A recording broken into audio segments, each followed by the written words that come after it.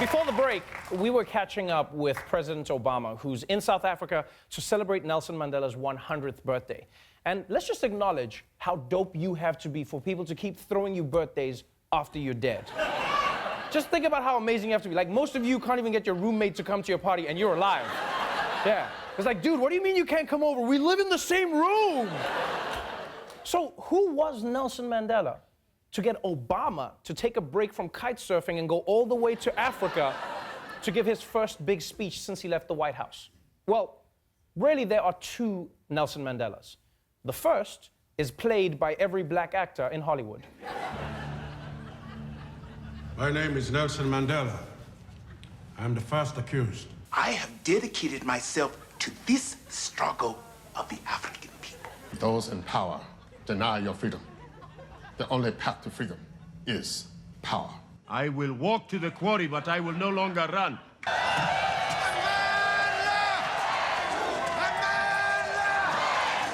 It is not your place to tell me what is possible. This is the time to build our nation. Ignorance brings chaos, not knowledge. Now, I know a lot of people complain that she takes roles she shouldn't, but I think she nailed it there. She killed it. She was pretty good. Scarlet can act, yo. So there's movie Mandela and there's real Mandela. And because today marks 100 years since his birth, I just wanted to spend a few minutes talking about the man, because he spoke about me on my birthday. Now, that's not true at all. Now, the first thing you need to know about Nelson Mandela is that his name was not Nelson. When I went to school, the lady teacher, Miss Mdingane, asked, "What is your name?" I told him my African name, Kholihlash. She says, "No, I don't want that one. You must have a Christian name." So I say, "No, I don't have one." She says, from today, you are going to be Nelson."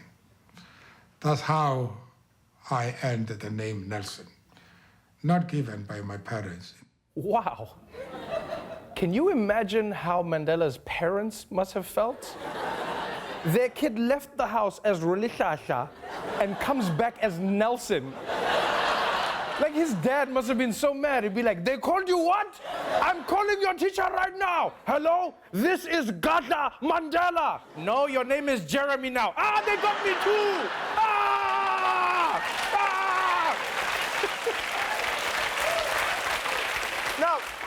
Now, the reason Nelson Mandela had to have a Christian name is basically because back in the early 20th century, white people ran South Africa. So you couldn't have a name that they couldn't pronounce, right? Even though they were only 20% of the population, they controlled the government, the land, the economy, everything. Yeah, it's kind of like how today all those no-gluten people have control of all of our menus.